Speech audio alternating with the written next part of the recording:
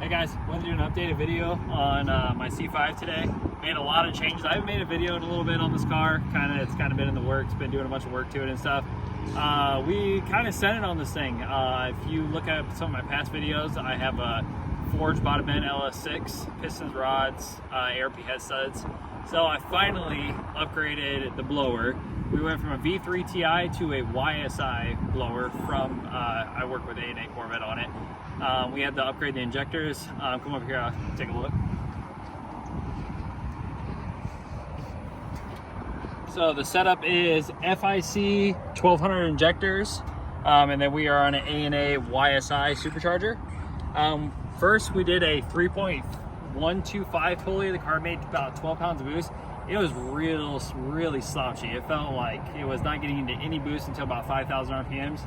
So I kind of just sent it, and we just put a 2.85 pulley on it, and we just did a couple pulls in it. She's making right at 16 pounds of boost, and she feels way different. I mean, the power comes on right at like 4,000 RPMs, and she makes a lot of power.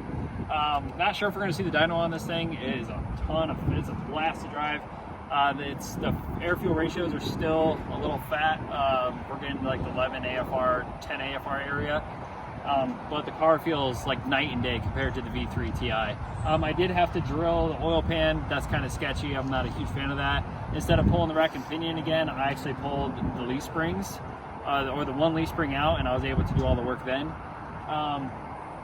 So the fuel system on this car is the A&A single pump kit. I actually went ahead, see if you guys can see it. I actually went ahead and modded that myself. Instead of ordering, I needed to get a bigger pump. Instead of using their dual pump from Holley that they usually use, I ended up putting an Air Motive pump right down in there. I did a Air Motive A1000 pump. That pump is good. That pump is good for 1,000 horsepower. So, and I think that's just only feeding, but this car runs off a stock pump until it sees about 2 pounds of boost, and then turns on the hop switch, and then all the fuel pressure goes through that one rail. So I just wanted to do an updated video for you guys. So it's a C5 Z06. It's the 5.7 bottom end. It's all forged bottom end. We have an 8 rib setup. I think she's going to start belt slipping. We are having a little bit of belt slip issues. I tightened the belt up. It helped a little bit.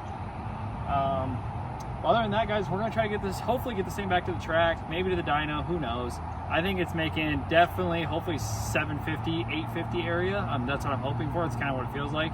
Definitely feel like it picked up a lot. So I'll put some videos doing some pulls on the street, and if you guys want to see me do anything with this thing, just let me know. Thanks.